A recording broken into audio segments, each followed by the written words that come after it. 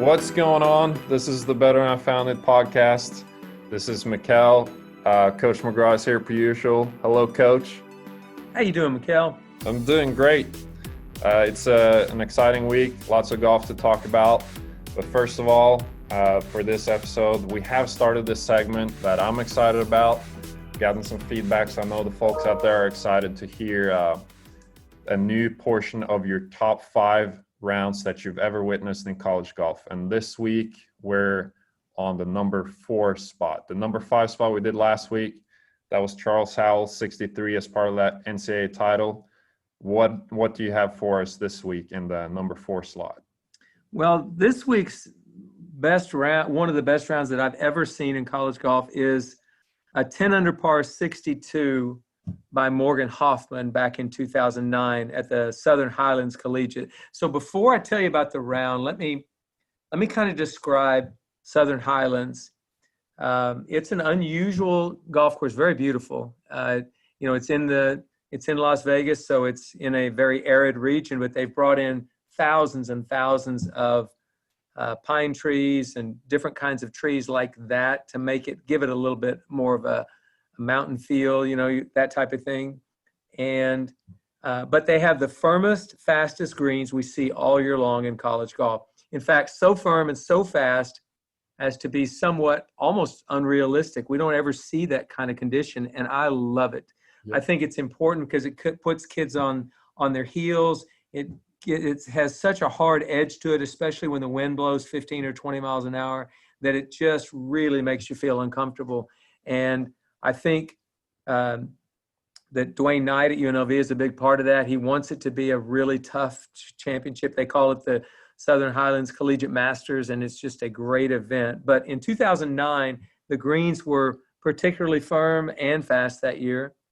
And as it does every year, it draws a great field. That year, you had number 1 Georgia, number 2 Southern Cal, number 3 Oklahoma State, number 4 Clemson, number 8 Texas, number 11 Florida, number 20 Texas A&M, and then there were 5 other teams between 25th and 40th ranked in the country. So it was the best field we saw all year until the NCAA championship. And that's pretty much the way it is every year at Southern Highlands Collegiate. Great field. And this particular year, we played a pretty decent first round, nothing amazing. I think we shot 3 under par, and we were fairly near the lead. But in the second round, Morgan shot 29 in the front, which was 6 under, and then 4 under on the back. And the wind was blowing, as I said, 15 miles an hour or more. And with firm, fast greens and a little bit of rough, it was a really tough test that day. Just to give you some perspective on this round, Oklahoma State, with Morgan's 10 under par, we shot 18 under that day. And against that field I just described to you, that was really one of the best in the whole country, the next best score was even par, 288. So for somebody to shoot 10 under par individually when the best team score that day was 288 even par was really, quite frankly, an unthinkable round. I didn't see a 10 under par. Heck, I didn't see 5 under par that day. I didn't even barely see any under par rounds. So to have had that 10 under par on our team was obviously a great jump start. Now, unlike 2000, where Charles Howell's 63 led to victory, UNLV came back in an amazing way that final round and had a guy hole out a bunker shot in the last hole to beat us by a shot. So it didn't have the great happy ending that Charles Howell's 63 had, but it did put etching upon my memory one of the greatest rounds I've ever seen, 10 under par on a golf course where 10 under par did not exist. That's amazing. That's Morgan Hoffman. He's a former guest on the podcast, I believe, episode 5. But yeah, that's amazing. And I'd say the same thing I said last week. I'm like, where do we go from here?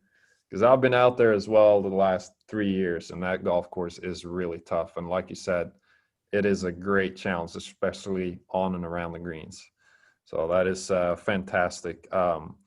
That's a great part of the segment there. I can't wait where we go from here, Coach, with the top 3. Before we talk about this week's golf, let's take a little bit of a Baylor golf minute here. We're still qualifying. Where are we at with our qualifying, Coach? Well, as I said last week, Cooper Dossie won the first available spot with a tournament a week ago, a qualifying tournament. with scores of, what did he shoot? 63, 66, 62, played great. This week, we're having another qualifying tournament, and tomorrow will actually be the final round. This week's leader is Ryan Grider. He shot 65, 68. He's leading by 3 shots going into the final round, and the winner of this qualifying will win another available spot, and then the coaches will pick the other 4 spots on the team. So Ryan's playing beautifully. I think every round he's played, including the other 3 last week, have all been under par. He's playing very, very well. So look forward to seeing who gets that spot tomorrow. It may be Ryan, it may be someone else, but certainly pretty fired up about that. And we will be leaving for our first tournament, which will be at Colonial Country Club in Fort Worth. We leave on Sunday, and all Big 10 or Big 12 teams will be there. So it'll be sort of a Big 12 preview stroke play portion next week at Colonial. Yep. It will be exciting. Can't wait to get on the road again. And we have some professional players playing as well around the country. Kyle Jones is in Wichita for the Korn Ferry Tour, also former podcaster. I know Garrett May is former podcaster, is heading out to Florida to play some local IQ tournaments out there. And then we had Jimmy Walker, of course, at the U.S. Open. Didn't do so well this week, shot 72, 78, and unfortunately missed the cut, but it was still a lot of fun for us to watch the U.S. Open, wasn't it, Coach? Yeah, that was really great. And it's always fun to watch Jimmy play. He's a Baylor alum and certainly a major champion, and a lot of great things that Jimmy's done in the game of golf. But this week, something I noticed that I liked a lot was very refreshing to me, and that was the final group, the final round of the U.S. Open, and that was Bryson DeChambeau and Matthew Wolff. And what I loved about it was it's just so nice to see 2 players doing it their own way that have very unusual approaches to the game and or golf swings, and showing us that it doesn't have to be cookie cutter. And for many, many years, I believe that a lot of people have been teaching the game to a look, to something the way it looks. And I don't believe in that. And I'll never forget what Peter Costas said when he said, it's funny, they can make fun of Jim Furyk's swing all they want. I just know in my day we had a lot of funny swings hitting it in the fairway. And today they've got a lot of pretty swings hitting it in some funny places. So I think what his point was you need to be authentic to who you are and swing the golf club the way you are. And like Arnold Palmer once said, swing your swing. That's just what you do. And I think the beautiful part about watching that final round yesterday was both of those guys are doing it their own way.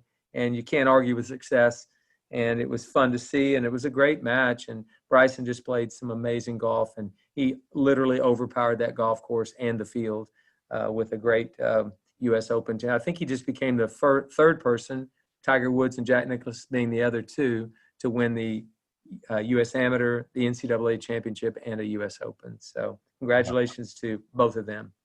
Yeah, that was amazing to see, and it's just really cool for college golf as well. I know we like to point the finger back at ourselves here and back to college golf, but it just validates the level of the top players in the game. Bryson DeChambeau, I believe, is a 2016 graduate. Is that correct, Coach? It is. And then Matthew Wolff obviously turned pro a year ago. So it's really cool to see those guys do so well. Today we have 2 guys on the podcast, Coach, that also do it their own way, the Bryan brothers. Yes, Wesley and George Bryan are 2 very dear friends of mine and guys that I watched play collegiate golf. They played at South Carolina, but they just take an approach to the game of golf that, again, is refreshing. And both of them have great golf swings. They're easy to look at their golf swings, but they just have so much fun and enjoy the game so much. And they've taken kind of a different approach to the game of golf and competing and just living life. So I really am excited that the 2 of them decided to come on to the podcast today, because I think they're going to give a good perspective on how you can play at a competitive level, at a very high level, and still enjoy it all the way. Yeah, they're just fun. There's great insight for the current college golfers out there, junior players that are about to step into college golf, and definitely for golf parents. So there's tons of valuable information here and just a fun conversation with those guys. So let's go say hello to the Bryan brothers.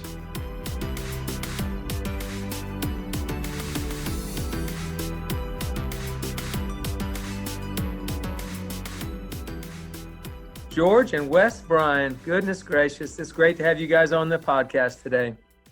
It is an honor and a privilege. A legendary coach like yourself. I mean, decent human, but I mean, I'm excited. I am too. Wes, you're not excited, Wes? No, not too much. I feel like this obligation's bogging me down a little bit. So the quicker we can get through, the better, Coach. Well, okay. We'll work on that. But I always like George a lot more than you, so you just validated That is a lie. That is a lie, Coach. Well, is this a competitive thing here? You recruited Wesley a little bit. Why not? If you really liked me better, what about me?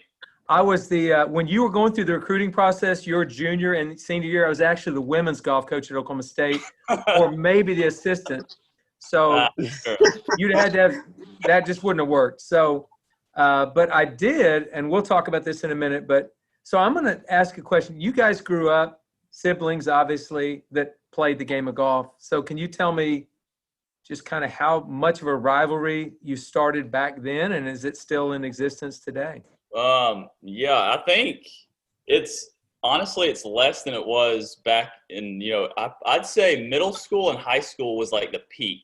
Maybe late elementary school, middle school, because then we became friends like right around college, and it was like still a rivalry. We still wanted to beat each other, but it was like we were more friends. But I will say it got heated in the middle school years. Like Wesley made me cry numerous times. If I lost to him, my whole week would be ruined.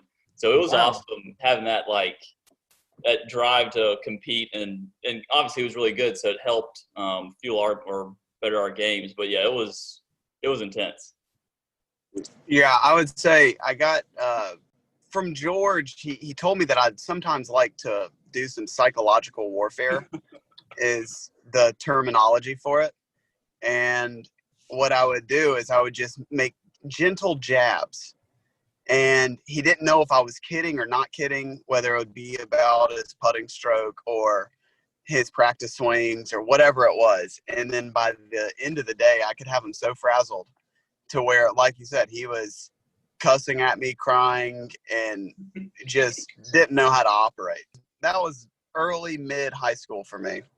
I mean, but Coach, so Wesley obviously is good. He knows golf, and he wants to help me out 90% of the time. So we're out playing a match, and he'll say, "Hey man, you're aimed a little right on that practice stroke, or you took a little inside. Were you trying to do that, or I don't know if you were trying, but that's just what you did." And I'm like, "Wait, is he being serious?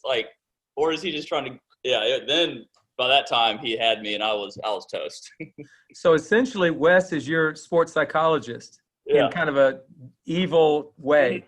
Yes, I'm a sports psychologist sabotagist. That's what I am. Well, good job then. And he's surviving, and he's even playing good golf in spite of you. How about that? Yeah.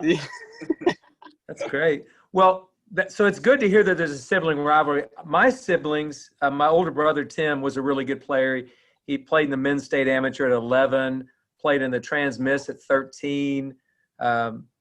He was a great player, and I wasn't even close to being as good as him. But I had a twin sister who won 9 women's Oklahoma State amateur championships, a couple of state high school championships. I mean, she was a great player. So we had a sibling rivalry, but she just played 1 tee or 2 tees ahead of me. So you guys played the same tees all the time, I'm sure. And we also never let our younger sister, who's 4 years younger than me, play up tees in matches. Oh, that was good. So nice. to this day, she still never beat me, not even on a 9-hole match.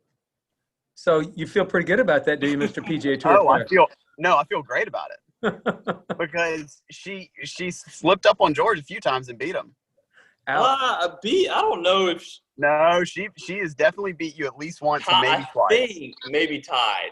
I don't know if she ever beat you, but for sure. No, she's for sure beaten you. She for sure tied me once. Wow. Okay.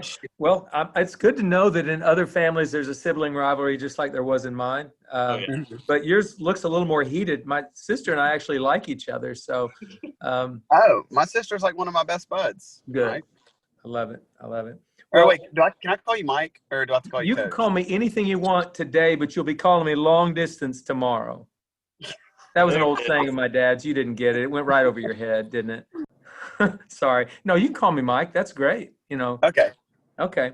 Well, that's the one thing I was going to ask you about too, both of you. I think probably my coaching career, my playing career, just about everything about me was influenced by my dad. And I know your dad, George, has had a great influence on both of you. Can you guys just kind of talk about that? And it could be golf influence, life influence, just all of that. Jump in there and talk to me about George. He's a great man. Yeah, it started early age for me. I mean, it's probably not by accident, but it started just him bringing me to the golf course, not really teaching me golf or doing anything other than just like, hey, come hang out with me at the golf course. And I would just hang out with him at work, and his work happened to be golf.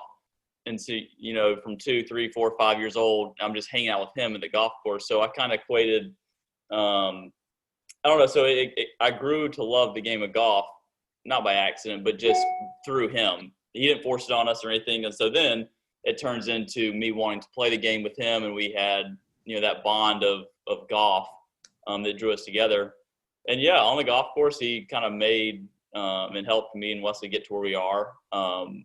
And I think the cool thing or the great thing is he did it in such a way where we still love the game to this day. He didn't force it down our throats and like make it, hey, you got to go practice 8 hours a day. You're not doing this. And so we grew to love the game instead of just being good at it. And that's the really cool thing that I'm appreciative of for sure. But yeah, I mean, he was instrumental. He was there. Anything we ever needed golf-wise or anything outside of golf, he was there.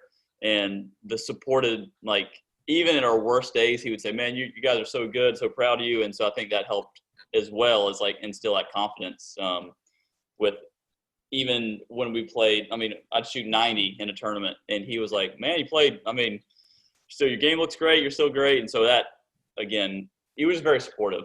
And on the flip side, he didn't let us be lazy. He told us, he was like, hey, I'll pay for all your entry fees. I'll sign you up and do all that stuff if you're prepared. If I don't think that you've been preparing properly for an event, then I'm not paying your entry fee. So it was, he still challenged us to work hard. And then speaking to his character, he's probably a pretty good human when everybody in your friend group is better friends with your dad than they are with you. That's probably when you got a pretty cool dad. Well, I like that because that's truly a life lesson he was teaching you there. That wasn't about golf at all. That was just about hard work and what it does for you. My dad taught me the same thing. And really, I remember meeting your dad the first day I met you, Wes, at the 2006 U.S. Junior at Rancho Santa Fe Country Club. Yep. And you had the first tee time on a Saturday morning practice round before the tournament. You were early. You betcha. And your dad noticed that I was the only coach out there, and he came over and introduced himself to me. And I thought, well, I just signed up Wesley Bryan from South Carolina. That guy's coming to Oklahoma State. And then you broke my heart several years later. Yes, you did. You wrote me a nice handwritten letter, and I still have it to this day. Wow. I've got one from you. I've got one from Larry Penley, and I don't think Puggy actually handwrote me a letter from South Carolina at the time, but yeah, I still got them. That's great. George, I didn't get to recruit you. You were just too old.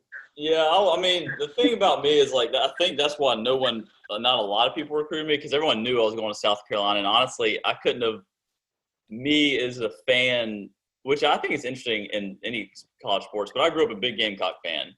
And if I would have gone to any other school, I would have been weird playing golf for a school and pulling for that team, but also in my heart, being a Gamecock fan, I'd be like, this is like, who am I supposed to pull for? And so I knew I was going to go to Gamecock. As long as they were decent enough, I was like, I'm going to go there. Anyway, and so then when I went, I think, thankfully, our relationship was good enough because, like, I really wanted to play with Wesley in college. But at the same time, I was like, man, Oklahoma State, like, that's legit because y'all were, like, the real deal. And, an honor to be even recruited by you guys at the time. And so I was like, crap, like, he has to come here. But at the same time, it's going to be kind of a weird decision. So, thankfully, I got him for free. I mean, the class in front of me was Ricky Fowler and Kevin Tway, and then my class would have been Peter Uline, Morgan Hoffman, and one of my favorites, Sean, the Prince Einhaus. He's everybody's favorite. And yeah, it would have been a lineup that I couldn't have gotten into. So I'm glad I made the decision that I made. We did have a good Yeah. team back then. There's no doubt about it. And South Carolina was a long way to come to Oklahoma State anyway. But that does segue nicely into what I wanted to ask you about.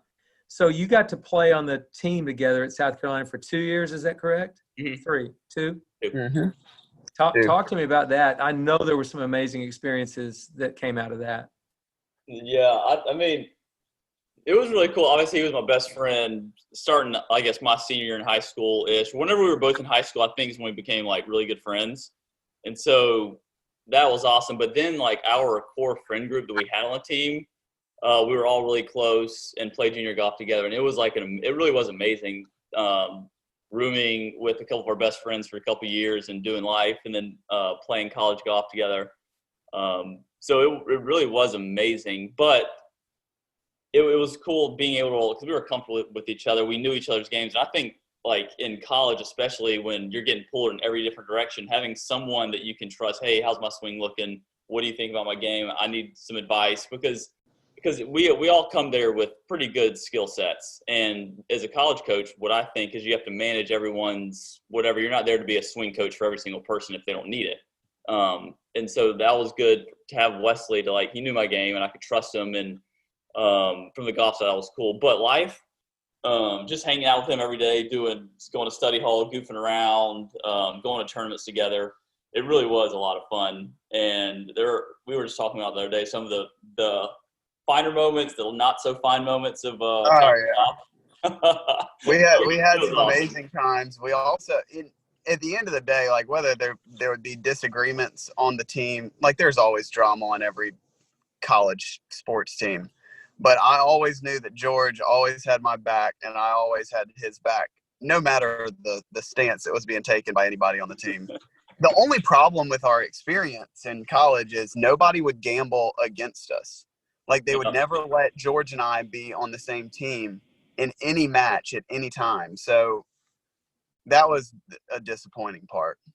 Yeah, no one would even take we didn't gamble in college, but nobody would even take a match against George. Period. George would have to do, like, 3-on-1 matches. Well, George was an All-American, if you'll recall, Wesley. 3-time All-American. I know. I was a 0-time All-American. Yeah, but he was a great player now, and he still is. But I wouldn't play him for $5 either if I were you. Yeah. Well, no, I would. I was the only person that would take any I don't know, bets on Gatorade and snacks or whatever we gambled for. Peanuts and Cokes. You guys have no more eligibility. You can talk about gambling if you'd like to now. All right. Whew. Yeah. We gambled a whole bunch, man. I'd hate to. No, I'm kidding. I never teed it up for free. There you go. That's why you're on the PGA Tour. In junior golf, high school golf, college golf, amateur golf, pro golf, never for free. I love it. Got to play. Work those nerves. Work the skills. It's good. Mm-hmm. I tell you what. That on that note, Dad fed us to the wolves at a very young age. He's, like, in the local, like, I wouldn't say the gambling, the local the dog fight, the local match. At like 11 or 12 years old, right, wrong, or different, he would just send us, hey, here's the entry fee. Go and I'll spot you, but go and play. And so we learned how to play for, like, it was not that much money, but still was, like, enough to get us kind of nervous. Hundreds of dollars at age, like, 12. Yeah, and we had, like, 10-footers for real. I don't know. So it was, like, good to get those nerves, those competition, like, playing for money at an early age. Now, fast forward, we're pro golfers playing for money and stuff. And it's, so it's cool to look back on that at 12 years old, we have putts for $100 or so. And, it was cool.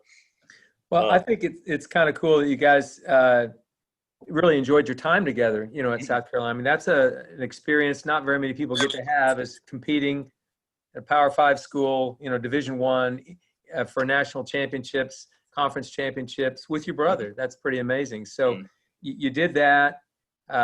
You guys had a great experience there, I assume, with the rest of the teammates. But so you both turned professional, and I know a lot of things have happened that are different during that time. But a couple of things I'm really, really interested in are just how you got into the trick shot artist part of it, and then the YouTube channel that you created that has just been amazing. So those are two things that I want you guys to talk about. Tell us how you got there.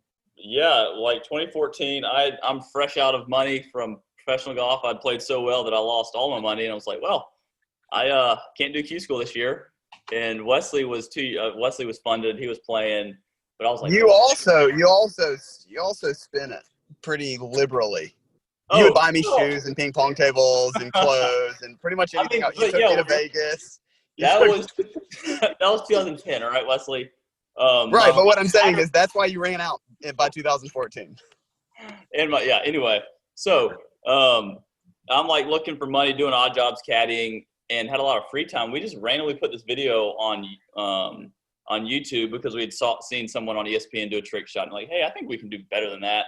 So we put it on YouTube, and it kind of went viral within our friend group, and everyone was, oh my gosh, that's awesome. It got shared by a couple outlets, and we're like, wow. I mean, that was kind of cool. I didn't expect it to be that big, but let's try another one, see what happens. I got nothing but time. Wesley kind of obliged and let me do it with him. And so the second video got the same response, but maybe even more. And I was like, holy cow, like we might actually have something here. Because we were like, Dude Perfect was someone who we followed and we really enjoyed their videos. And we were like, there's no one in the golf space doing what they're doing.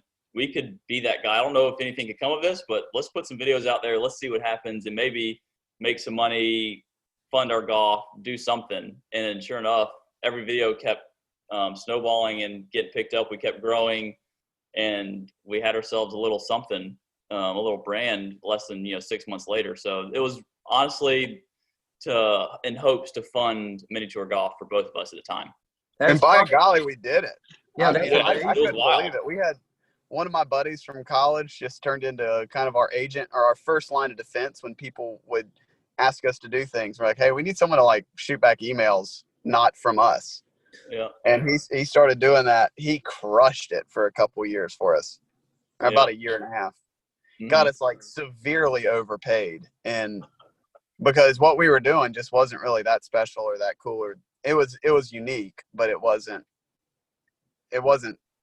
phenomenal. Well, in my opinion, as far as I can tell, I don't know of anyone in the history of golf, or at least recent memory, who's funded their golf by doing trick shots or something online like that. Is a very creative way to keep yourself playing. That's amazing. Yeah.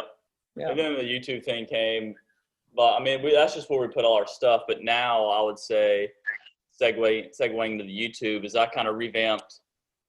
Well, fast forward, I needed to figure out how I was going to fund golf and life and wife, house, all that stuff that goes along with real world responsibilities. So I was like, I have this YouTube channel. Hadn't you really used it in a while? This is the beginning of this year in 2020. I was like, you know what? I'm going to start making some YouTube videos again. We'll see what happens. And I'll put some out there. Everyone's like, oh, yeah, that's cool. And then Wesley was like, dude, why don't you use me on the channel anymore? I was like, well, I didn't know you wanted to be here. And so we put a little match video together on here, and it kind of blew up. And that's what kind of reignited the 2020 version of YouTube and Bryan Bros. And kind of documenting the real golf that I play and that Wesley plays, that we're real golfers. We don't have to do trick shots. I mean, we can do fun challenges, but it's going to showcase and highlight our journey, our story of professional golf, and try to help people get better along the way. We made some fundamental mistakes. If we had started doing what George is doing now back in 2015, we would be doing a heck of a lot better than where we're at. The longer form, more ads on it, and vlog style stuff instead of just quick 30-second clips is the way to do it if you're trying to monetize on YouTube. So we made some mistakes, but now I think George is on a very stable path to success on the online world. Well, isn't that what pretty much anything in life is about, is learning from your mistakes? So yes. There we go. Well, that takes me back to 2015. Actually, I had known you guys, but Coach Mikkel, my assistant, had not known you, and he was the senior on the team at Baylor. You guys were coming through Baylor at the time. Yep. I think it was to see Joe. Is that correct? Yeah, our agent that we just talked about. Yeah, you were coming through to see Joe, and you asked me, could I get you on a golf course? So I got you on Twin Rivers, and I put Mikkel with you. Coach Mikkel, you want to talk about that day?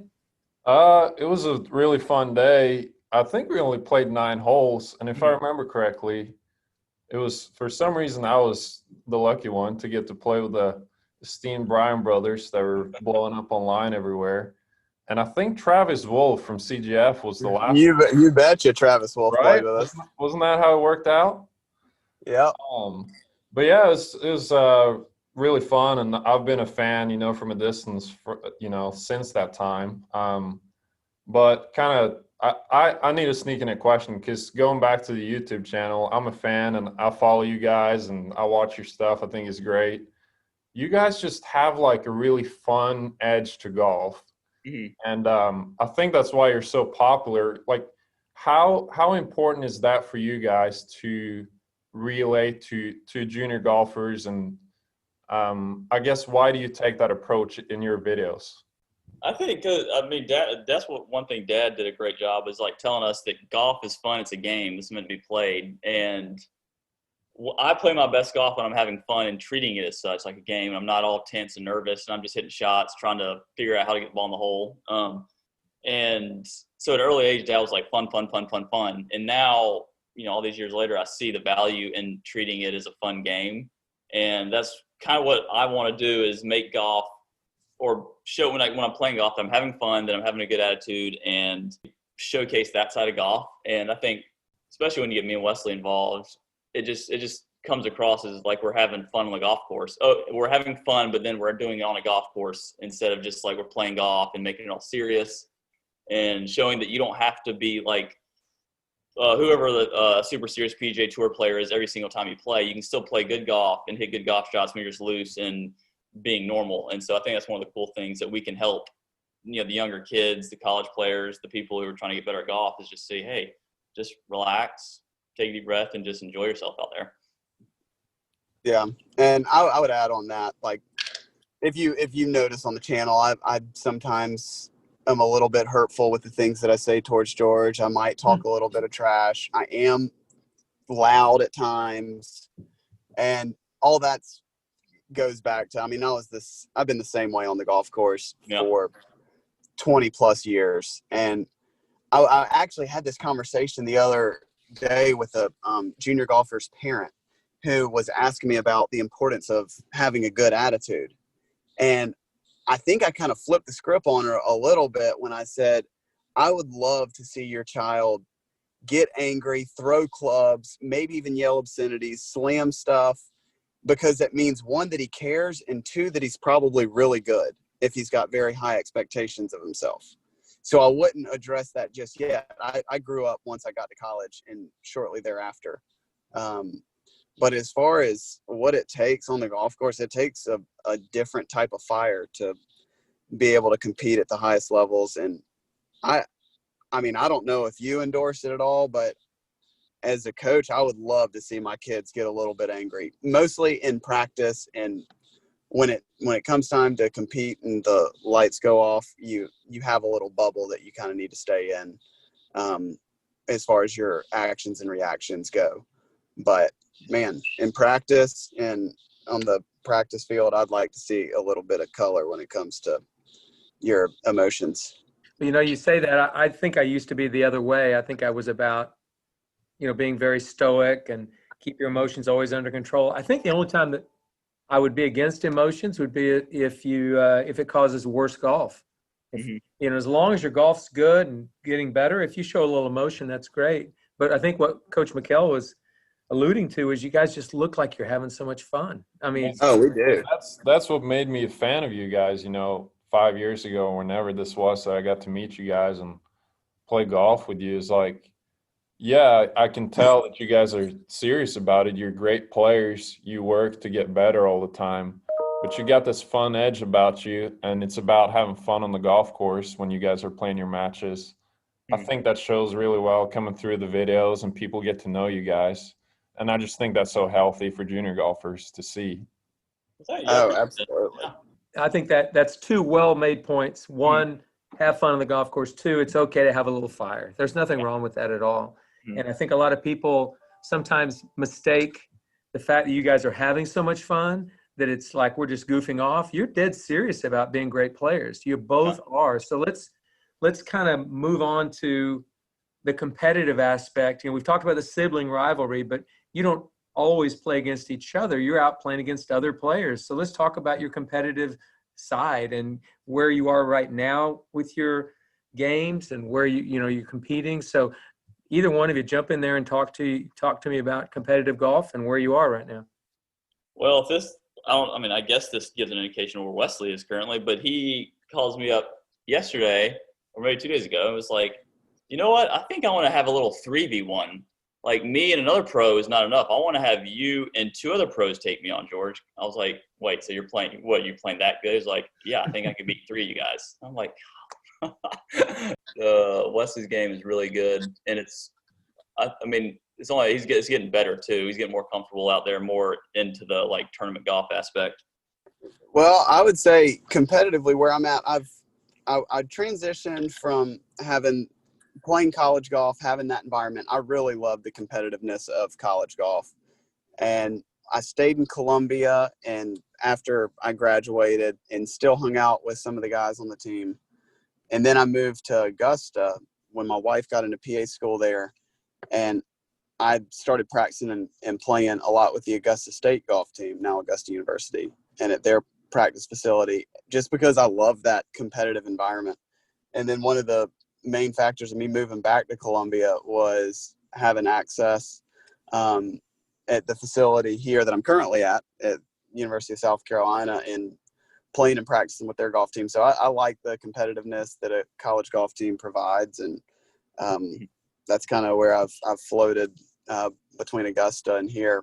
And then the relationship aspect, I feel like one of the, I'm not going to say gifts that I have, but one of the things that I enjoy most is pouring into 18 to, or really like 15 to 20 year olds into their lives. And because I made a lot of mistakes at that point in my life, and hopefully help them along in their journey, because it's a tough road ahead, because the facts of the matter is not everybody's going to play professional golf and do what I do on a college golf team. But as far as just life is concerned, I like just having that age kids to hang out with. Let's get both of you what your kind of competitive, what your schedule is going to look like this year, what you've got to play in, what you think you're going to be playing in. Yeah, so I got the YouTube Invitational at Aiken Golf Club. Let's see, then the Lexington Invite on YouTube. It's mainly, so this year with Q School being canceled, and kind of early on, when COVID hit, it was like right as my YouTube channel was kind of trending upward, and I was like, okay, I can see if I can put some work in here, it can grow to where hopefully it'll sustain me and I can afford to play competitive golf without having to worry about anything. And then you start making so much daggum money that you're like, screw the competing thing. Yeah. And then they canceled Q School. I'm like, well, this is easy. I'm not like, I can make more money doing YouTube videos than I can without the chance of losing $1,000 at a mini tour event that I've done for the last, 10 years. So I was like, okay, we're going to focus the rest of this year on YouTube, growing that, keeping my game sharp or whatever. And then next year when Q School comes back around, then we'll revisit playing competitive golf, probably in the spring or whatever, start traveling on playing mini tour events. But right now, I've played, like with no Q School, for what's the point of doing mini tour events and competing other than to make money? Well, I can make money in this other way and through YouTube. Loving to compete and going and testing your skills against some of the best in the Southeast. That's actually one of the benefits of teeing it up in mini tour events. No, I agree, but I can't put out videos and edit videos when I'm at tournaments, and so that's the focus this year, is more on the YouTube side of things. But yeah, Coach Mikkel, he said he's a good editor. Yeah, really good editor. He can edit your videos. I see that's a full-time job for sure.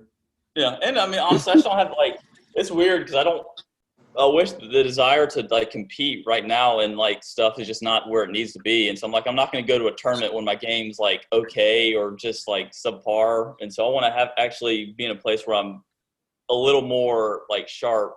I can go out and shoot in 65 or 66 right now, but I don't feel like it would be in my best interest if I go and sign up for a 3-day tournament next week, having practiced 2 days a week on average or 3 days a week of like Proud good of you, solid George. You're starting to practice. sound more and more like your dad every day. Well, the only thing I can figure, Wes, I'm going to take George's side on this one. He wants to play competitive golf again. He's bankrolling a bunch of money by doing these YouTube videos. I think it's pretty smart, honestly, and he's still playing golf every day. Yeah. Oh, no. I get it. I get what he's doing, and I would probably be doing the exact same thing, but he just posed one question, and I gave him one answer, Coach. I'm good with that. What's the Yeah, point of playing mini tour events? And I gave him the reason why. Perfect. Well, okay, here's a better response. I would rather go film a 9-hole match with you, Wesley, than go play in a 2-day mini tour event. I feel like I can get better. I have nerves. I get to watch a PGA Tour quality or PGA Tour winner in front, like live and in person. I mean, what you And get learn. to see is the best ball striker in the world. That's what you Wow. get to see. I like that. It's proven by numbers, Coach. I can't argue with numbers. No, Oh, you hey, certainly can't. Speaking of numbers, we're going to segue into quiz Coach McGraw on former high school players' home phone numbers. Oh, This is before Let's do cell phones. Give me name and their home phone number. Give me 3 of them. Chad Kessler, class of 87, Edmond High School, 405-348-6980. Jay DeGear, class of 87. I guess I knew the class of 87 pretty well. 405-340-5993. And Rob Cherry, class of 88, 405-341-5977. Okay, and I do completely expect at least one person to fact check that, and I know that they would. It would come back. It would come back. Well, I'm sure they will, but the truth is, people are always trying to test my memory, and you're a great ball striker. It's proven by the statistics. I have an incredible memory for major champions, for phone numbers, for stuff. It's really quite astounding, actually. All right, give me the 4 major winners the year that we went into World War II. Okay, so 1942. Yep. Okay, so the Masters, Byron Nelson beat Ben Hogan in an 18-hole playoff. The U.S. Open, they canceled that year, and they called it the Hail America Open. The Chicago District of Golf Association, the PGA of America, and the USGA put it on in Chicago. Ben Hogan won, shot 16 under, or 26 under, pardon me. The British Open was canceled. The Open Championship was canceled. And then the PGA was won by Sam Snead, and he immediately went into the service the next morning after he won the PGA Championship trophy. Are you really thinking that was going to stump me? What's wrong with you? No, I was expecting. I was going to see if you still remembered your the renaming of the U.S. Open to whatever it was. Hail America Open, yeah. Yep. Hogan won that. They had the same local and sectional qualifyings they had for every other U.S. Open. They gave a gold medal, for heaven's sakes. Ben Hogan has 5 U.S. Opens, in my opinion. That one was right there. It had all the best players in the game played. They just didn't call it that. Incredible. The problem here is we have some unfortunate ramifications. We have 3 people probably need to change their phone number. Now that the Bryan Brothers are on, we're just going to explode. Well, their home phone numbers. Yeah. Do people even have landlines? No, those that's landlines why are it's gone. safe. Those landlines are gone, I'm sure. But no, I do have a pretty unique memory. I do remember a lot of things. It's incredible. It blows my mind still to this day. Some of the things, being a part of the conversations. My golly. Yeah, I bet you didn't have many people in your coaching career, and still to this day, who would wake up a couple hours before the team was scheduled to leave, and we would have breakfast together hours before our teams were even ready to go at the hotel or wherever it be. Have you had a lot of those? No, I think you're one of the few. Okay. Maybe it was just because I had such an incredible personality. You just had to spend more time around me. Yeah, no, that's it. You nailed it. Well, so George kind of gave what he was going to be doing this year. What's your schedule on the PGA Tour? Well, I'm going to go play next week in Sanderson, and then I'm going to take a little bit of time off, have a little bit of an off season, so to speak, go play Mexico, potentially Sea Island, and then have a few weeks off, fly out to Hawaii and play in the Sony, take the West Coast off while my wife has a child. That's wonderful. And then ramp back up, my guess is around Honda, and play a pretty full schedule. Good. So you got a good year plan, it sounds like, and having a new child will be amazing. Do we know if it's going to be a boy or girl? We are not going to find out until that thing pops out. Okay. If it's a boy, I'd love to get a home visit, a recruiting visit before Bill McDonald does, if that's possible. I mean, we've been tossing around names of boys and girls, and I kind of like McGraw as a boy name, and I like Mikkel as a girl name. Okay, have at it. Let's do that. That's awesome. McGraw Bryan. McGraw Bryan. I love it. I think it's great. Make sure you get him a bunch of stuffed animals, preferably bears. A ton of those around there. Wesley, I'll only be 79 when he's a freshman at Baylor. Okay, I've said so. So you'll be 7 years from retiring, i.e. That's about right. I don't know. I don't know when you plan on dying, but my guess is in that 90 to 120 range. You're not going to go down without a fight. I think could make it to 120. Why not? I mean, yeah. I don't know. You'll only be about 90 when that happens. Well, I did want to talk on a little bit of a more serious note with both of you, just about something I know is very important to both of you, and that is your faith. Obviously, it's been a big part of my coaching career and a big part of my adult life, but College Golf Fellowship has been a great ministry for me. And Wesley, I know you do a College Golf Fellowship retreat at your house, correct? Mm-hmm. Yes, sir. And I love it. Talk to us a little bit about that, both of you, just how your faith has affected your life, your career, and just things like CGF and those retreats and everything. Yeah, I mean, one of the things I tell people all the time is it doesn't matter. The reason I have so much freedom playing golf and going out and competing, and people ask about sacrificing time and with your family and all that stuff, and I say the main reason I keep going is I got a wife that's 100% supportive. It doesn't matter whether I shoot 60 or 80. She's going to love me the same. There's no performance that matters in God's eyes. It's only really what we did and how we shared his name as what we're going to be judged on ultimately. And yeah, I mean, the freedom that Christ brings for me through competition is something that I wish and hope for a lot of others. And it's played a major role in my life still. All I've known is growing up in the church, but didn't really know Christ until later on in high school. But that's kind of my story. I got an amazing wife who, I mean, talk about someone that just spurs me on in my faith every single day and challenges me to be better is Miss Elizabeth. She's great. And yeah, I love our local church. I'm definitely appreciative of College Golf Fellowship and their ministry. We've got a guy that travels with us every week on tour. We've got a couple of the best teachers of the word that I've ever met that are on CGF staff that pour into us every single week through Bible studies and retreats and all that stuff. So it's a great ministry. I definitely encourage college golfers to check it out. That's great. That's great. George? Yeah, I guess I started going. I mean, we grew up in church. We didn't really. I mean, we really weren't Jesus followers until me, just a little after college, maybe. I'd say just right after college, senior year or through college. I was kind of like on and off, whatever.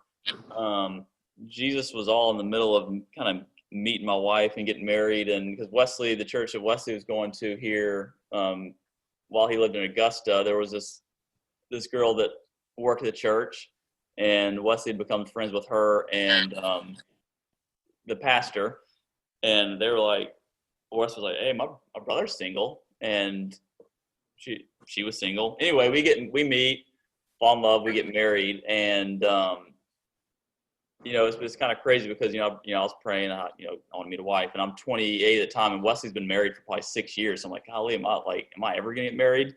And so just staying, positive, praying, and then through happenstance we kind of meet, and then the rest is history. But, her story, like she moved here to Aiken on a whim to basically be the kids pastor as a volunteer basis. She was like, the pastor was like, hey, maybe one day this will turn into a job, but just move here with me, do kids spring, and we'll see what happens. So like the fact that she even moved, that I even met her, was her stepping out in faith. And so it's just kind of cool, when we go back and think about it, like, wow, she wasn't obedient, we're not married.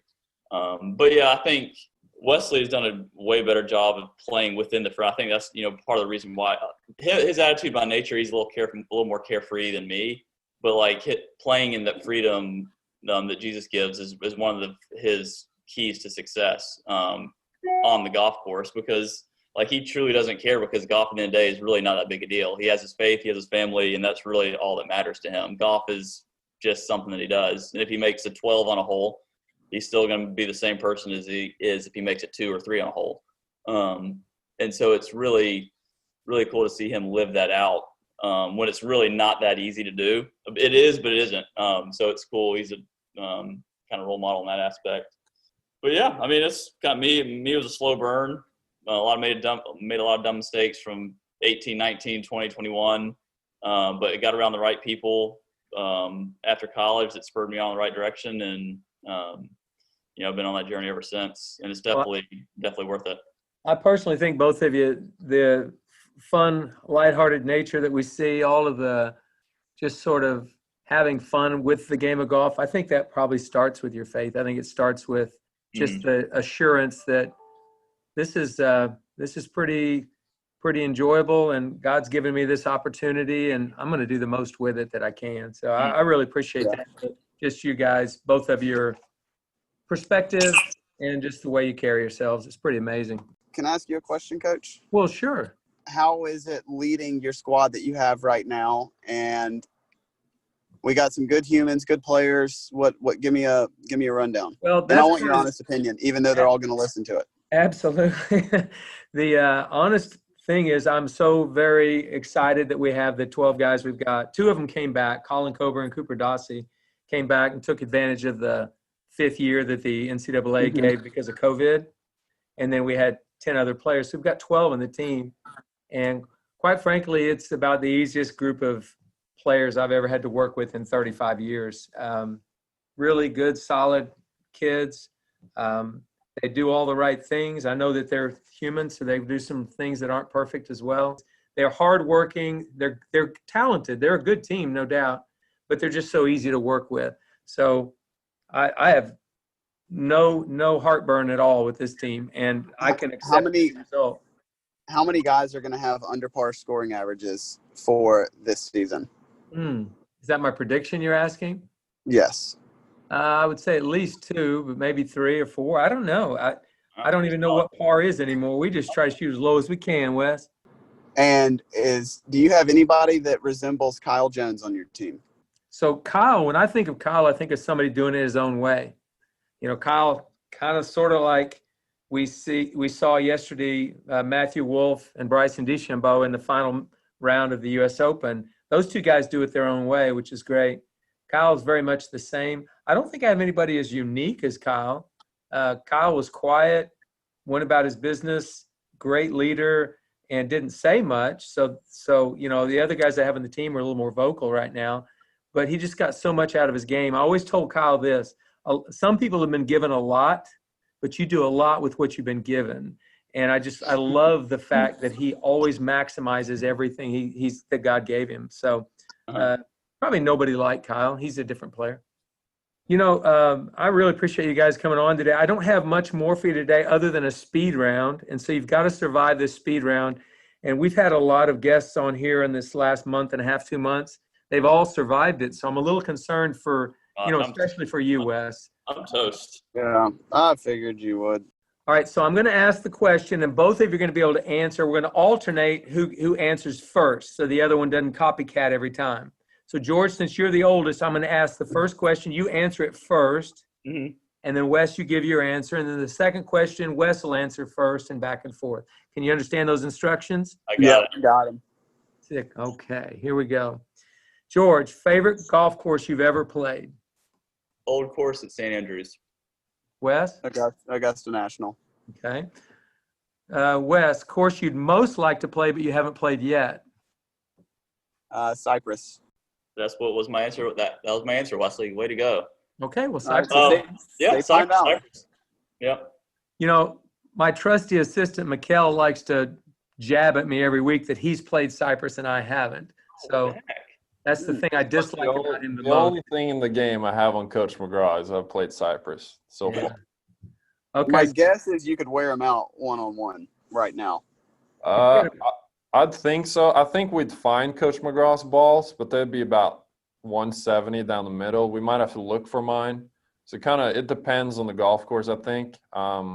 Cyprus, I'd say I have the slight edge. Okay. Well, I would too, since I'm about 85 years old. Okay. Dream foursome. Let's see. Wesley, Tiger Woods, and Jack Nicklaus in his prime. Jack Nicklaus and Tiger Woods in their prime, and Wesley. Perfect. Wes? I'm going to go no George because I can play with him whenever. Justin Bieber, LeBron James, and Tiger Woods. Okay. That's kind of out there. I like it. Lowest score you've ever shot in competition, George? 63, the Southern Am at it was at where's that in Orlando? Not Isleworth, but the other place, Lake Lake Nona. Nona? Final round. Got it Lake Nona. through 15. Got nervous to say the least. Wow, nice. Wes? 62, 10 under par, U.S. Junior qualifier. Well, that got you in, didn't it? Santee National. Okay. Yeah, that was the first round. Needless to say, the second round was pretty breezy. Okay. Best advice you've ever received in golf?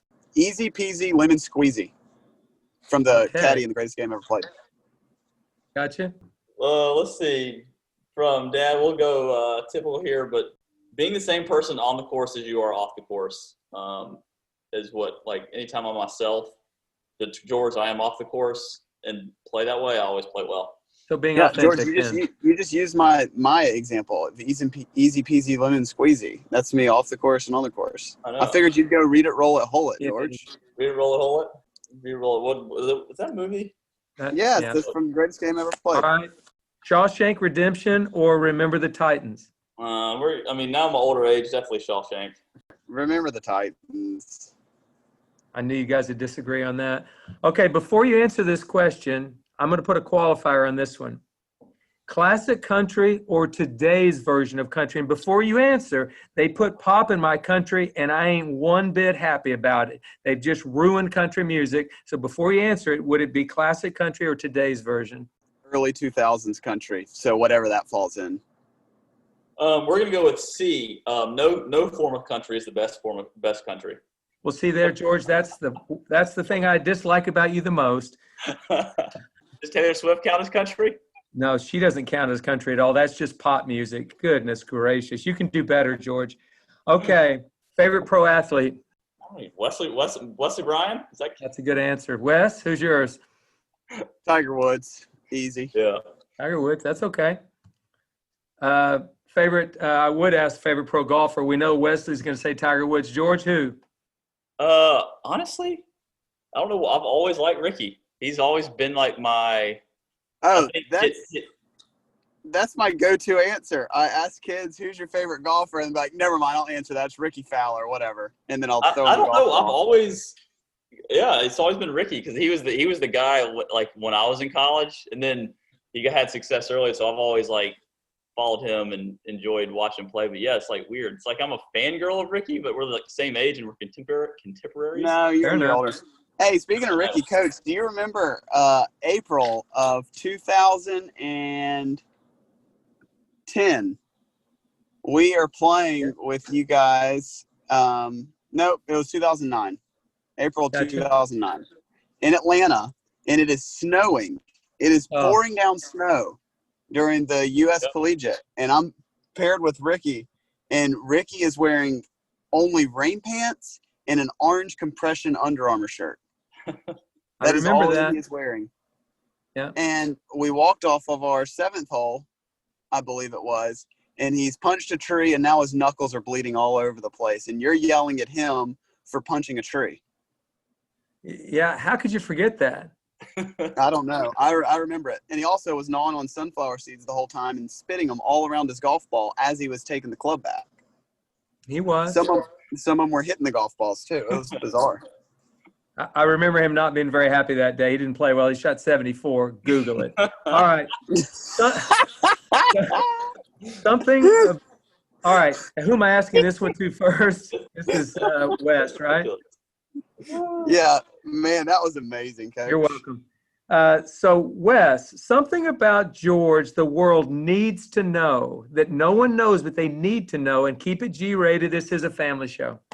That they need to know about George? They've got to know. They can't. George will literally do anything for a free T-shirt, free gear, free whatever.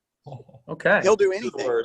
So before you go and offer him money to pay him for services and all that stuff, he will do it for free if you just offer him a little bit of free gear. That's good to know. That's really good to know. George, something that people have to know about Wesley Bryan. He is good at all these weird, random, like things, like ping pong, darts, anything with hand. Cornhole? Are you kidding me? Like, cornhole? World class. Dumb games that he will wear me out in. I'm like, what? How? He'll play pool one time in 2 years. And he'll come out and just like smoke me. I'm like, dude, how are you so good? Do you have a pool table? Like, nah, dude, I'm just good. I'm like, okay, whatever. So anything that's like these weird games, tossing, he's good. I love hearing that. That says a lot about you. You got a lot of confidence, don't you, Wesley? No, none. None. I didn't think so. Google it. Okay. I used to say that when those Garmin's first came out. I didn't know where I was driving, and the team is in the back of the van. And one day I said, I would always say the term Google the Garmin. Just Google the Garmin. I mean, that'll tell us how to get to the restaurant. And we had a freshman on the team, and he was from Europe. And he really didn't understand English that well. And I yelled, Google the Garmin. And he's back there on his phone. And he all of a sudden says, Coach McGraw, when I Google Garmin, I get Garmin. Is that what you want? So anyway, not very Wait, funny. what was his name? What was his name? It was Patrick Winther. Patrick Winther. Old Patty. Yep. I remember old Patrick Winther. Oh, yeah. Well, guys, one last question for you, and then I think we're probably done for the day. But tell me this. What if we took golf away from you right now? What would life be like for you? What would you do? What would you be passionate about if you didn't have golf to play? Could I teach golf? No, golf's out of the mix. So golf's not a sport. It's not a sport. I would probably be, honestly, I don't know if an elementary school teacher or a high school teacher, but given my mom's a teacher, dad teaches golf, I like helping younger kids naturally. So I think I would be a school teacher because the idea that you get whole summers off is kind of awesome to me. and the fact that I would be able to hopefully change kids' life for the better. Wes? I don't know. I think I'd probably just join an esports team. Fair enough. Guys, thank you for coming on the podcast today. You've been a breath of fresh air. You guys are fun, but you've always been that way around me, and I've always appreciated that. You know, as a guy like me gets older and older and older, I need to have fun people around me so I don't become jaded and calloused and bitter and angry. Last thing before you get off, George, you're probably the best one to ask this, but will you share, I'm sure all the junior golfers listening to this knows your product and knows your YouTube channel and stuff, but will you share if there are parents or other players that haven't seen your stuff yet, where they can find you on YouTube and social media and that kind of stuff? Yeah, just hop on over, type Bryan Bros Golf into YouTube, Insta, Twitter. You can find us all there. And you'll even find some of Wesley's stuff. You might even pop up when you type in Bryan Bros. Yeah. And see some of his swings on YouTube is the map. Just a one-stop shop for everything you need, Jordan Wesley. Perfect. Well, guys, thanks a million. We appreciate it, and best of luck this year as you guys continue to navigate this pandemic we're living through, and play well, have fun. Thank you, Michael. Thanks so much. See you guys. Thanks again to the Bryan Brothers, George and Wesley, for coming on my podcast today. They were a breath of fresh air, a lot of fun talking to them. They had great stories. You know, I'm really an old school kind of guy, no doubt about that. I think anybody that knows me would tell you that. But I've really enjoyed watching their careers develop. I've enjoyed watching the YouTube videos that they put on, the trick shot artistry that they have. They're just fun guys, and they take an old school coach like me, an old school person, and breathe new life into the love I have for the game. So very, very appreciative that they'd come on the podcast today and share their insights.